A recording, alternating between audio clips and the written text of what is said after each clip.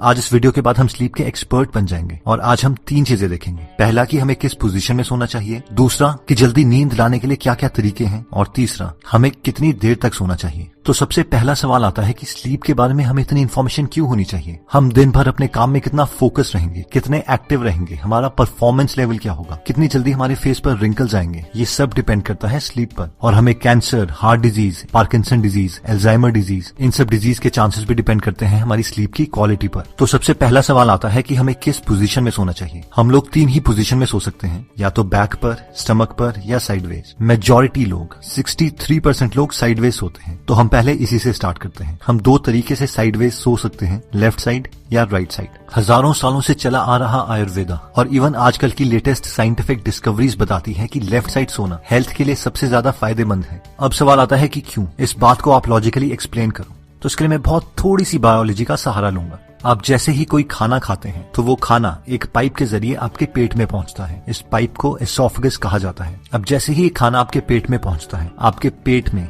Gastric fluids release होते हैं, यानी एक एसिड रिलीज होती है जिसे उस खाने को डाइजेस्ट किया जाता है और नेक्स्ट सेक्शंस में पहुंचाया जाता है। अब ये एसिड वापस उस पाइप में एसोफेगस में ना आ जाए, इसके लिए एसोफेगस के एंड में एक वॉल्व लगा है जिसका काम है कि जैसे ही खाना पेट में पहुंचता है वो ऑटोमेटिकली बंद हो जाएगा। अब एज के कारण या और रीजन से ये वॉल्व ढीला पड़ जाता है, जिसकी वजह से पेट की एसिड्स एसोफेगस तक पहुंचने लगती है। अब क्योंकि हमारी बॉडी के अंदर हमारी स्टमक एक बीन की शेप में लेफ्ट हैंड साइड में है, इसलिए जब भी आप लेफ्ट हैंड साइड में सोते हो तो ग्रेविटी के जरिए हमारी सारी पेट की एसिड और खाना बॉटम में रहता है, जिसकी वजह से खाने को डाइजेस्ट करना बहुत आसान हो जाता है और आपके पेट की एसिड एसोफेगस तक नहीं पहुंचती। लेकिन अगर अब आप इमेजिन करो कि आप राइट हैंड साइड में सोए हो, तो आपने इस प्रोसेस को कम्प्लीटली ऑपोजिट कर दिया है और इसकी वजह से अब आपके पेट की एसिड आपके एसोफेगस तक पहुंचेगी, जिसकी वजह से आपकी छाती जलने लगेगी और टेक्निकल टर्म्स में इसे हार्ट बर्न और रिफ्लक्स भी कहा जाता है, जिससे हाइटल हर्निया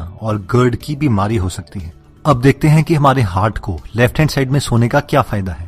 हमारे बॉडी की सबसे बड़ी आर्टरी आयोटा है, जो कि हार्ट के साथ कनेक्टेड है और लेफ्ट हैंड साइड में टिल्टेड है। आयोटा को डायरेक्टली हार्ट से खून मिलता है और वो खून हमारे लोअर पार्ट ऑफ बॉडी में जाता है। अब अगर हम लेफ्ट हैंड साइड में सोते हैं तो नेचुरल ग्रेविटेशनल फोर्सेस की वजह से हमारे हार्ट को आयोटा में खून पहुंचाने के लिए बहुत कम एफर्ट करना पड़ेगा, और जबकि ये एफर्ट बहुत ज्यादा होगा अगर हम राइट हैंड साइड में सोते हैं। अगर आपने अपने घर में पंप लगाए हैं तो आप इस प्रिंसिपल को आसानी से समझ सकते हैं कि पानी को ग्राउंड फ्लोर से 10th फ्लोर में पहुंचाना मुश्किल है, जबकि ये बहुत आसान है अगर आपको पानी को 10th फ्लोर से ग्राउंड फ्लोर में लाना है। इसलिए अगर आप पूरे दिन में 8 घंटे लेफ्ट हैंड साइड में सोते हैं तो वो 8 घंटे आप अपने बेस्ट फ्रेंड हार्ट की मदद कर रहे हैं। लेफ्ट हैंड साइड सोने का तीसरा फायदा होता है लिम्फेटिक सिस्टम को। लिम्फेटिक सिस्टम का ऑर्गन स्प्लीन हमारे बॉडी की लेफ्ट हैंड साइड में स्टमक के साथ होता है। स्प्लीन का बेसिक फंक्शन होता है खून को साफ करना और डैमेज्ड रेड ब्लड सेल्स को बॉडी से हटाना और इमरजेंसी कंडीशंस के लिए खून स्टोर करके रखना, जैसे कि कट या इंजरी।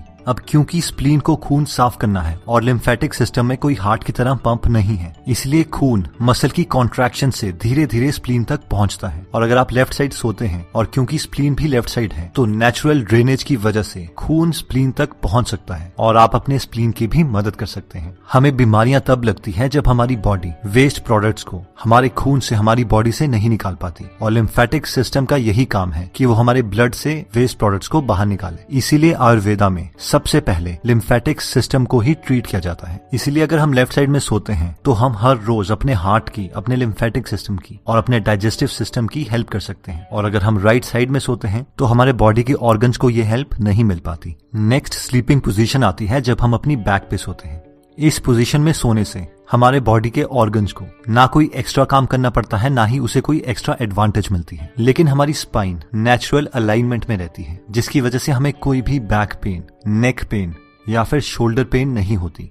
जो लोग इस पोजीशन में सोते हैं उन लोगों को फ्यूचर में बहुत कम डिस्क प्रॉब्लम आती है। अगर आपको स्नोरिंग की, खराटों की प्रॉब्लम है तो इस पोजीशन में खराटे बढ़ जाते हैं, और एपनिया यानी सोते सोते सांसें रुक जाना, वो भी इंक्रीज हो सकता है। लास्ट स्लीपिंग पोजीशन आती है जो लोग अपने पेट के बल, अपने स्टमक के बल सोते हैं। ये सबसे वर्स्ट स्लीपिंग पोजीशन है और अनफॉर्चुनेटली मैं भी ऐसे ही सोता हूँ। इस पोजीशन में आपकी स्पाइन अलाइन नहीं होती, गर्दन घूमी होती है, इसलिए नेक और लोअर बैक पे बहुत प्रेशर पड़ता है, जिससे फ्यूचर में डिस्क की प्रॉब्लम्स आ सकती हैं। डाइजेस्टिव सिस्टम को, सर्कुलेटरी सिस्टम को ज्यादा काम करना पड़ता है, जिसकी वजह से रात को हमारी बॉडी 25% एक्स्ट्रा एनर्जी कंज्यूम करती है। इस पोजीशन का सिर्फ एक ही फायदा है कि जिन लोगों को खराटे आते हैं उन्हें खराटे थोड़े कम आएंगे। बाकी जो लोग मेरी तरह इस पोजीशन में सोते हैं वो एकदम तो इस पोजीशन को चेंज नहीं कर सकते, लेकिन धीरे धीरे हमें इस पोजीशन से लेफ्ट साइड में सोने की ज्यादा प्रैक्टिस करनी पड़ेगी।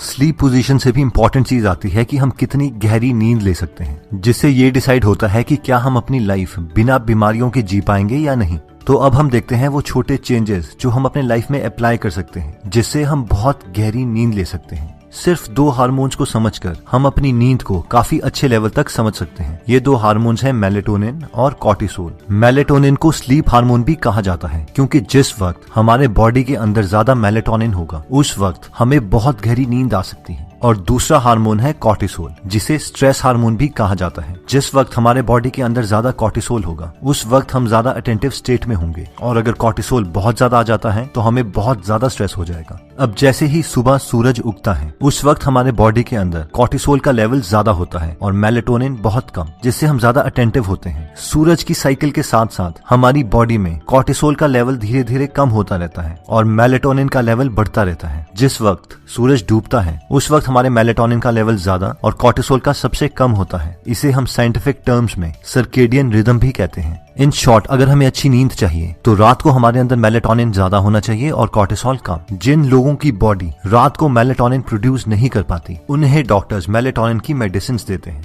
हमारा गोल हमारी बॉडी में मेलेटोनिन नेचुरल तरीकों से लाने का है, ना कि दवाइयां खाकर, जिसके ऑब्वियसली बहुत सारे साइड इफेक्ट्स भी हैं। अगर हमें अपनी बॉडी में मेलेटोनिन नेचुरल तरीके से पैदा करना है तो हमें अपने बॉडी को 2 कंडीशंस प्रोवाइड करनी पड़ेगी। पहला है डार्कनेस, यानी कमरे में पूरे तरीके से अंधेरा, और दूसरा है consistent sleep and wake cycle, यानी हर रोज ऑलमोस्ट सेम टाइम पर सोना और सेम टाइम पर उठना। कमरे में अंधेरा होना हमारी गहरी नींद के लिए इतना ज्यादा इंपॉर्टेंट है कि कॉर्नेल यूनिवर्सिटी के रिसर्चर्स ने एक एक्सपेरिमेंट किया, जिसमें उन्होंने एक आदमी को एक पूरे अंधेरे रूम में सुलाया, उसके साथ सेंसर्स अटैच किए और फाइबर ऑप्टिक केबल से एक 50 पैसे के सिक्के के बराबर थोड़ी सी लाइट उसके घुटने के पीछे कंसिस्टेंटली फ्लैश करी, और सिर्फ इतनी सी लाइट से उसकी पूरी स्लीप साइकिल डिस्टर्ब हो गई। और जो लोग रात को पूरे अंधेरे में सोने से डरते हैं वो रेड लाइट का नाइट बल्ब यूज कर सकते हैं। नेक्स्ट आता है ब्लू लाइट। हार्वर्ड के रिसर्चर्स ये कंफर्म कर चुके हैं कि ब्लू लाइट हमारा कॉर्टिसोल लेवल इंक्रीज करती है और मेलेटोनिन सप्रेस करती है, यानी डिक्रीज करती है। और अनफॉर्चुनेटली हमारे सारे गैजेट्स, हमारा सेल फोन, हमारे लैपटॉप, हमारा टेलीविजन, ये सारे ब्लू लाइट एमिट करते हैं। और रात के वक्त हर 1 घंटा जो हम इन डिवाइसेस के साथ गुजारते हैं उससे हमारी 30 मिनट की डीप स्लीप कम हो जाती है और फिर बीमारियां लगने लगती हैं। अब ऑब्वियसली हम इन फोन से इतना एडिक्टेड हो चुके हैं कि हम इन्हें नहीं छोड़ सकते, इसीलिए मैक्सिमम फोन्स में ब्लू लाइट फिल्टर का एक फीचर प्रोवाइड किया होता है, जिससे हमारी स्क्रीन पेल येलो कलर की हो जाती है। इस फीचर को यूज करके हम अपने स्लीप की क्वालिटी को इंप्रूव कर सकते हैं। जिन लोगों के सेलफोन में ये फीचर नहीं है वो एंड्रॉइड में